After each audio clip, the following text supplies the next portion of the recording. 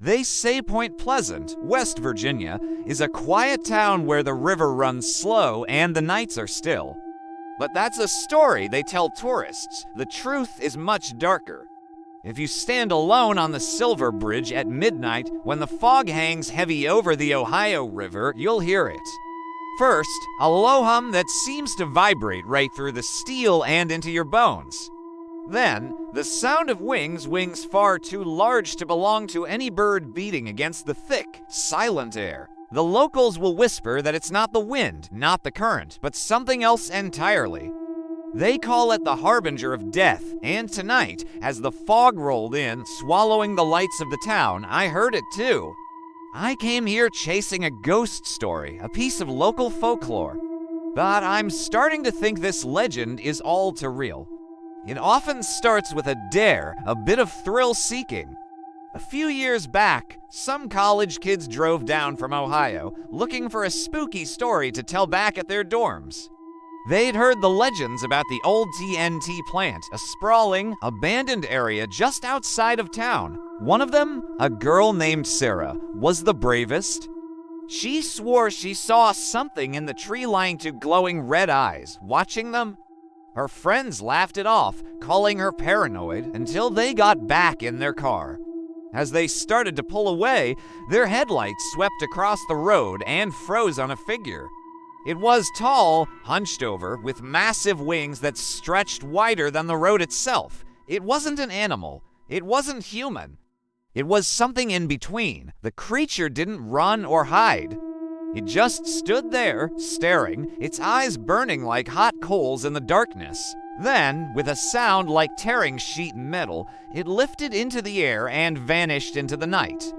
Her friends hit the gas and didn't look back, leaving town as fast as they could. But Sarah stayed. She told me later that she had to have proof. She had to know what she saw. That decision would come to define the rest of her short life. You see, Point Pleasant is a town that carries the weight of tragedy like a shroud. Everyone remembers December 15th, 1967, the day the Silver Bridge, the town's lifeline across the river, collapsed into the icy water during rush hour traffic. 46 people died. It was a national disaster, a horrific accident. But for the people who lived it, it was something more. In the weeks leading up to the collapse, dozens of eyewitnesses reported seeing a strange, winged creature perched on the bridge's cables. After the tragedy, the sightings stopped, and the creature was forever linked to the disaster.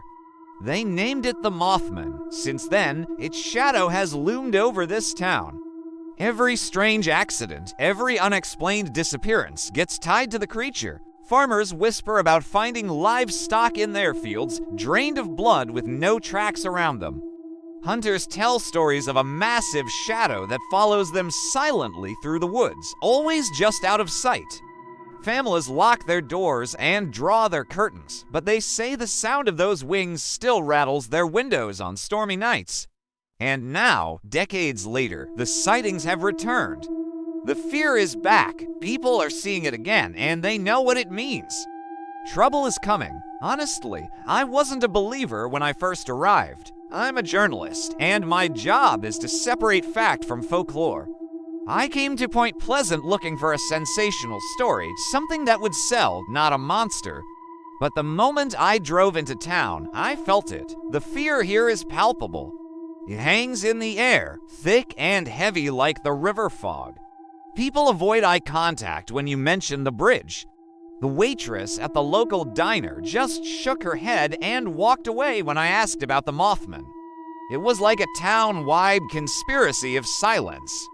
Then I met Sarah. I found her sitting alone in that same diner, staring into a cold cup of coffee. Her hands trembled as she told me what she saw that night at the TNT plant.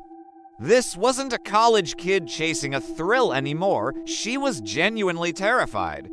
She'd been having nightmares, seeing red eyes in her reflection. She looked at me, her own eyes wide with fear, and whispered, "Once you see him, he doesn't let you go." That's when I started to feel a chill that had nothing to do with the weather. The first night I stayed in a small motel on the edge of town, I heard it, a faint scratching sound at my window.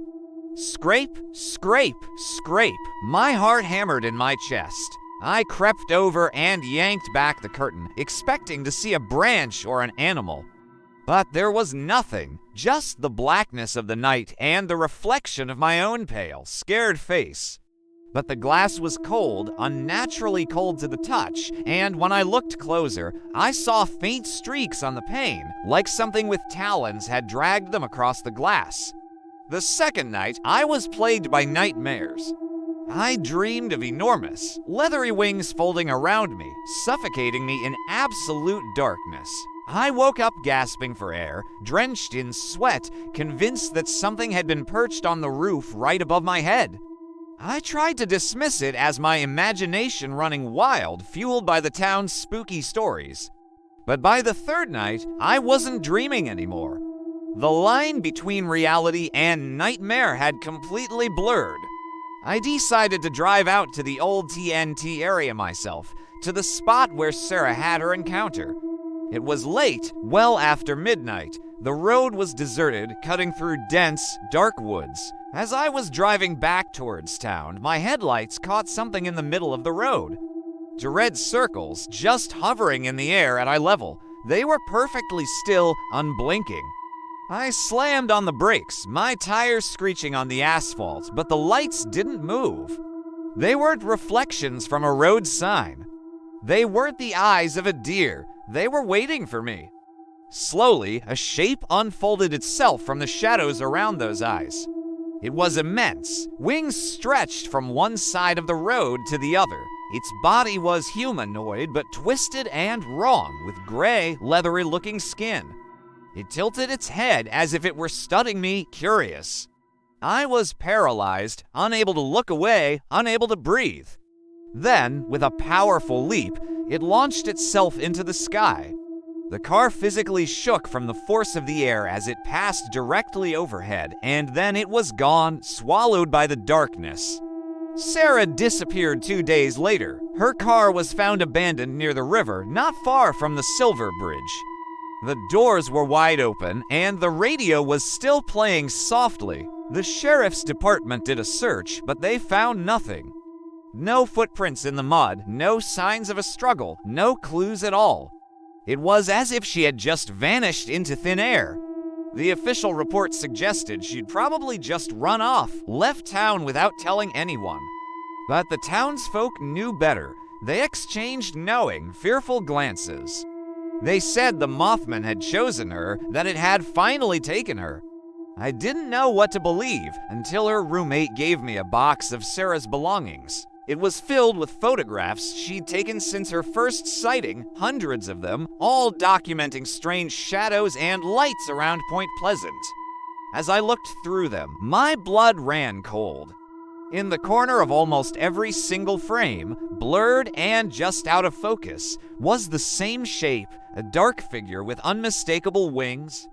It had been watching her the whole time. I should have left then. Every rational instinct in my body was screaming at me to get in my car and drive until Point Pleasant was just a bad memory. But something stronger, something I couldn't explain, kept me there. It felt like I was part of the story now, and I had to see how it ended. So I did what the legends warned against. I walked out onto the new Silver Bridge at midnight. The fog was so thick I could barely see my own hands in front of my face. The river below was a churning black void, and then I heard it again. That low, metallic hum vibrating up through the solace of my shoes, through the very steel of the bridge. I looked towards the West Virginia side, and there it was. The creature stood at the far end, a silent, towering silhouette against the faint glow of the town lights. Its wings were folded, its head was tilted, and its eyes glowed like to distant embers. It didn't move towards me. It didn't make a sound. It didn't have to. Because in that moment, standing there on that bridge, I finally understood.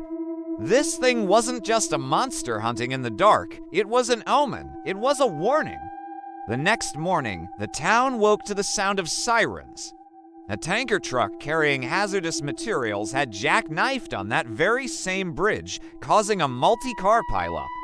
Cars were sent careening into the river, dozens of people were injured, and several were killed. It was chaos, another tragedy to scar the town's history. And as they pulled survivors from the wreckage, a chillingly familiar story began to emerge. Every single witness who was conscious before the crash swore they saw the same thing, a large, dark, winged figure perched on the bridge's support cables just moments before the truck lost control. The Mothman hadn't caused the accident. It had been there to foretell it, to bear witness to the impending doom.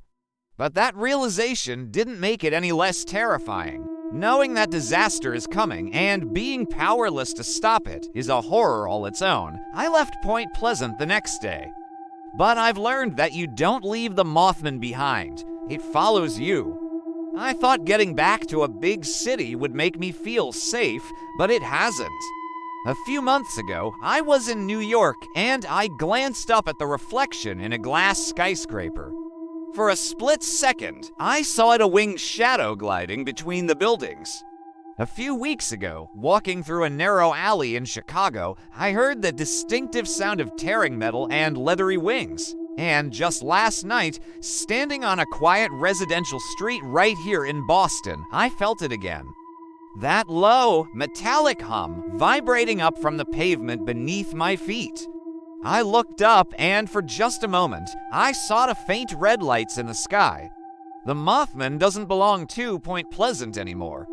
The legend has escaped. It belongs to all of us now.